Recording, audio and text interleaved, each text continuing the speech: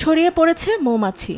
যুক্তরাষ্ট্রের ওয়াশিংটনে একটি বিশাল ট্রাক উল্টে উড়ে গেছে প্রায় ২৫ কোটি মৌমাছি। এ সময় ওয়াশিংটন রাজ্যের ওয়াটকম কাউন্টিতে ছড়িয়ে পড়ে আতঙ্ক। দরজা জানালা বন্ধ করে দেন বাসিন্দারা। খবর পাওয়া মাত্রই এ কাউন্টিতে তাৎক্ষণিক জরুরি সতর্কতা জারি করেছে প্রশাসন।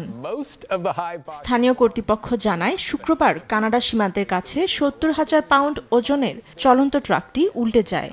হোয়াইটকম কাউন্টি শেরিফের কার্যালয় জানিয়েছে, এরপরই পরিস্থিতি মোকাবেলায় জরুরি বিভাগের কর্মকর্তারা অভিজ্ঞ মৌচাষীদের সহায়তা নেন। লক্ষ্য ছিল বেশি সংখ্যক মৌমাছিকে বাঁচানো।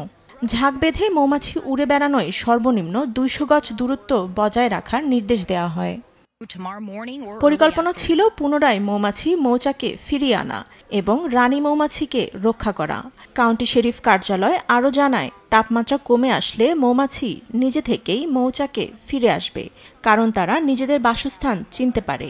এ প্রক্রিয়ায় সময় লাগতে পারে ৪৮ ঘণ্টা।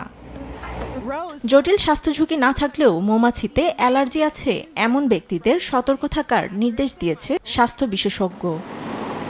ফাতেমা তাসনিম, নিউজ ডেস্ক, দেশ টিভি।